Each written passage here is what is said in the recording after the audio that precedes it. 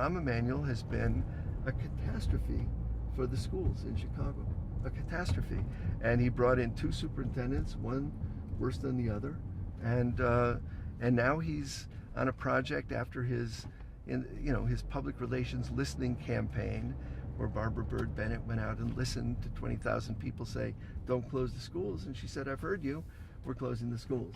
And it's getting worse and worse and worse. And all these people, incidentally, who are sitting on the board, including Rahm, send their kids to schools that really ought to be the standard of what we demand. I mean, in a democracy, you would think what the most privileged and wisest people have for their children should be the standard that we begin with for everybody's children.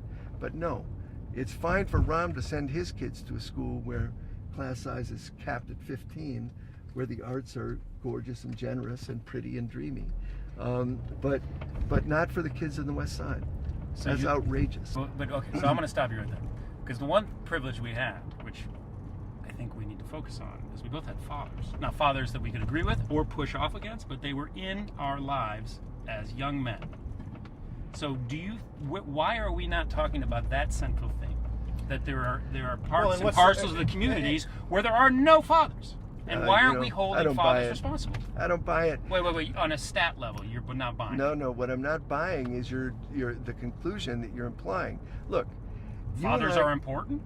You risk becoming this kind of know-it-all, ministering to save the children from afar. Get involved. I'm totally for agree. you getting involved. Totally I agree. think you and should I'm go for to you the West getting Side. involved. I am involved. Thank you. But I want you to go to the West Side of Chicago, get involved in a fathers group out of a church or a synagogue. Let's or something. do it. You do it. No, you do it too. No, you do it. Why not? We'll both do it. Tom will do it.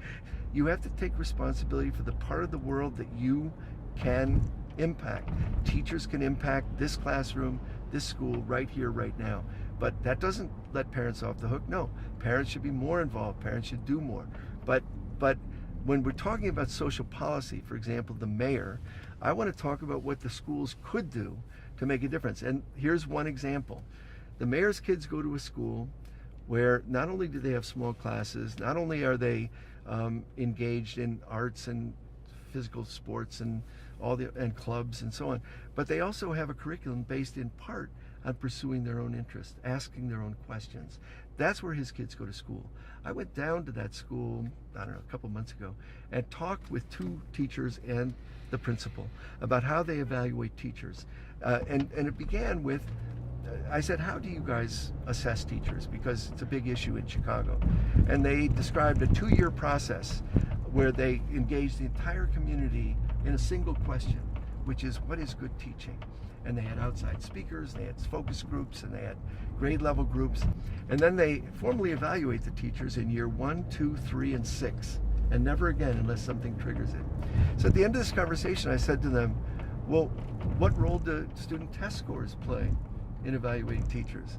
And they looked at me blankly and said, well, what do student test scores have to do with good teaching?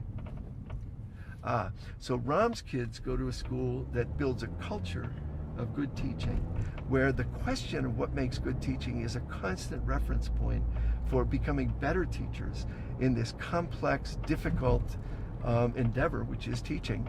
But the kids on the West Side, let's just look at their test scores, and then we'll fire you if your kids aren't better. That's absurd, and it's unjust. I will join you in a social movement for fatherhood because I just think Rahm's kids probably went to school ready to learn.